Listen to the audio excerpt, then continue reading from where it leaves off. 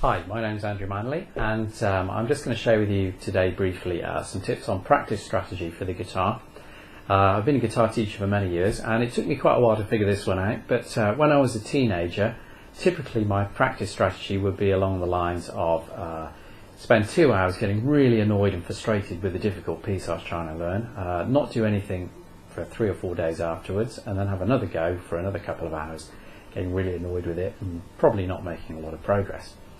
Well, there are some flaws in this kind of approach to learning pieces on guitar, and what I didn't understand a few years ago is that in fact the brain has its own kind of hardwiring process that goes on neurologically, which takes a few weeks of performing the same thing before it occurs.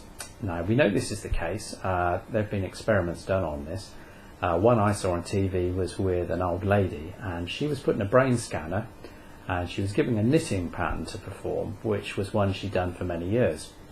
So they put her in the scanner, had a look at what was going on, and they just found that one tiny little bit in the brain just at the back was lit up, everything else was switched off, and it was a pattern she could do without thinking about it really. She'd done it for many years. So he took her out, gave her a new pattern to do, one that she wasn't familiar with, put her back in the scanner, and they found that everything was lit up in the brain, the whole lot, everything was involved now in trying to learn this pattern, and very different result.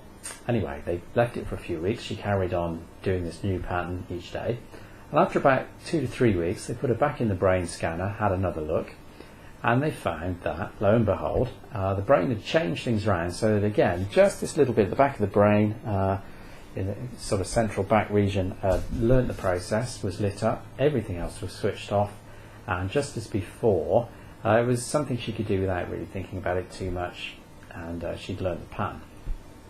How's that relevant to guitar playing? Well, that's really what we're trying to do. We're trying to get our brains to learn the piece to the extent that we can rattle through it without having to think too hard, and do it without making mistakes. So, in order to trigger this process, what we need to do is to make sure that we play whatever we're playing accurately, and we need to repeat the process. So we need to do regular practice. That means pretty much every day, but it also means playing it the same each time. Now this is particularly important because most people who play guitar don't do this. What they do, like I used to, is that they play too quickly, they go wrong, and then what happens then is unfortunately the brain learns the muscle movement that creates the mistake. And typically what you'll find is that you will go wrong in the same place each time, stop, play it again correctly, and then carry on. That's not too bad a thing if you're playing at home for yourself or if you're recording it, because you can chop things up with your recordings. But if you're playing live, that is quite a big problem, because not many people will want to listen to you go wrong, stop and restart, unless of course you Coldplay at Glastonbury, which is different.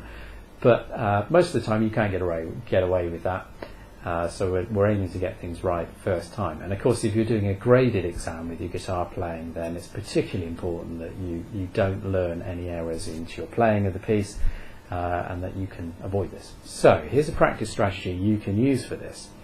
What I found works best with me, may or may not work with you, is that I start off when I'm learning a piece going through it very slowly and accurately, but only maybe 1 or 2 times in the day, just maybe once in the morning, once in the evening, and not do any more for the first few days at least. When it gets a little bit more familiar, maybe after 5 or 6 days, start doing it 2 or 3 times, maybe try one a little bit quicker too, see how that goes. If I start making mistakes, then I'll go back and reduce the tempo and finish with a good take where I haven't made a mistake, so I may need to just slow it down again to do that. And I'll just keep doing that for a few weeks, and what happens is it's quite amazing really. It feels like you haven't really done a lot of work, because you can probably get through this in a few minutes with most pieces. After about 2 or 3 weeks you will suddenly find that you start to be able to play the piece much more easily.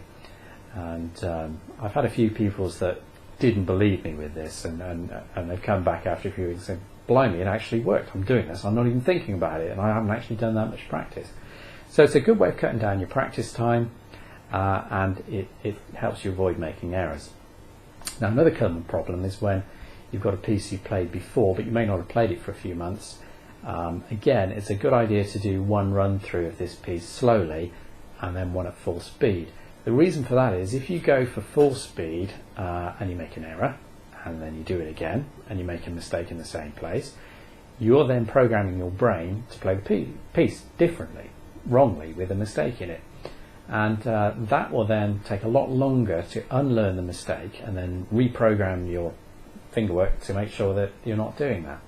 And it's much better to avoid that process if you can. So again, if it's a piece that's one that you've played a while back, just go through it slowly, use the music if you need to. Make sure you go through those muscle movements accurately, and pretty soon, either the same day later or a couple of days later, you can rattle through it at full speed. That way you won't learn the mistakes, and you'll save yourself a lot of hassle from doing that. So hopefully you'll find that technique useful for learning pieces, particularly technically difficult pieces, and for taking graded exams. It's a good idea to practice your grade pieces a little bit slower and then at full speed. You can have a look at my website for software that slows music down. You can get a plugin for Winamp. There's various other programs that will slow things down, and phone apps. And if you use those well, then that will save you a lot of time and hassle, and it should help you play very accurately when you come to your exam. Okay, thanks very much. Hope to see you soon.